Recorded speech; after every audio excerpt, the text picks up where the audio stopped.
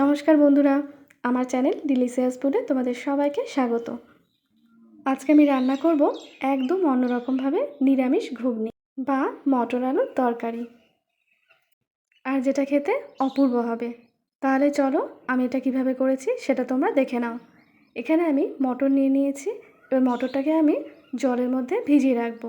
4-5 ঘন্টা ভিজিয়ে রাখতে হবে। 4-5 ঘন্টা পরে ফেরত এলাম। দেখো মটরটা এখন একদম ভিজে গেছে। আবারও মটরটাকে আমি একটু ধুয়ে নেব। এরপর এটা কুকারের মধ্যে আমি সেদ্ধ করে নেব। 1/2 চামচ মতো লবণ দিয়ে কুকারে 3 থেকে 4টে সিটি দিয়ে নিয়েছি।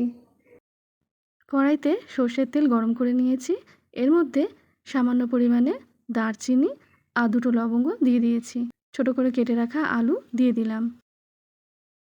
1/2 চামচের একটু কম লবণ আর সামান্য হলুদের গুঁড়ো দিয়ে দিলাম। ভালো করে মিশিয়ে নিচ্ছি। ঢাকা দিয়ে 2-3 মিনিট রেখে দেবো। গ্যাসটা এতক্ষণ বাড়ানোই ছিল।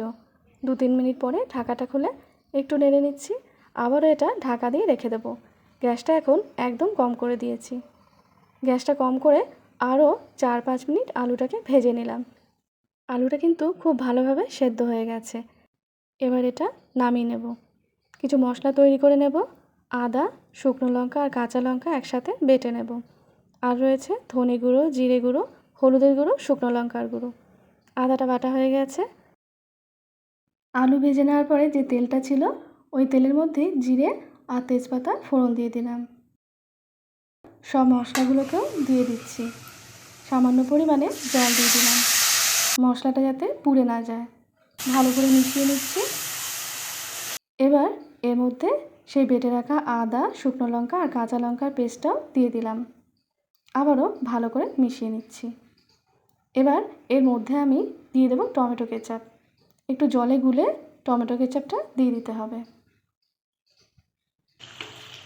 ভালো করে মিশিয়ে নিলাম।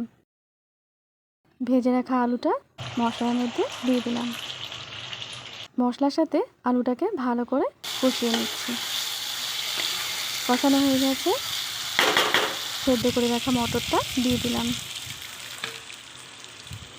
মটর সেদ্ধ করার সময় যে জলটা দিয়েছিলাম সেই জলটাই দিলাম। এক্সট্রা আর কোনো জল দিলাম না। আলুটা ভাজার সময় ভালো করে সেদ্ধ করে নিয়েছি, আর মটরটাও সেদ্ধ করা রয়েছে, সেই জন্য এটা হতে বেশি সময় লাগবে না।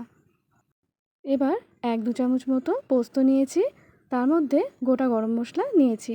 এটা ভালো করে বেটে নিয়েছি। এই মিশ্রণটা এখন দিয়ে দিলাম। এটা দেওয়ার জন্য ঘুগনির স্বাদটা অনেকটা বেড়ে যাবে। একটু মিশিয়ে নিচ্ছি। এবার এর মধ্যে দিয়ে দেবো সামান্য পরিমাণে চিনি আর দিয়ে দেবো সামান্য পরিমাণে গরম মশলার গুঁড়ো। ভালো করে মিশিয়ে নিলাম। গ্যাসটা অফ করে দিলাম। এবার কিছুক্ষণ ঢাকা দিয়ে রেখে দেব। তৈরি হয়ে গেল নিরামিষ ঘুগনি বা মটর আলুর তরকারি। একবার এটা বানিয়ে দেখবে, এটা খেতে ভীষণ ভালো লাগে। কেউ বুঝতেই পারবে না যে এটা নিরামিষভাবে তৈরি হয়েছে। আজকে আমি এটা পরোটার সাথে পরিবেশন করেছি। তোমরা চাইলে নান, লুচি, এমনকি প্লেন রুটির সাথেও পরিবেশন করতে পারো। এটা খেতে ভীষণ ভালো হয়। আজ তাহলে এ পর্যন্তই। তোমাদের সাথে আবার দেখা হচ্ছে নেক্সট ভিডিওতে।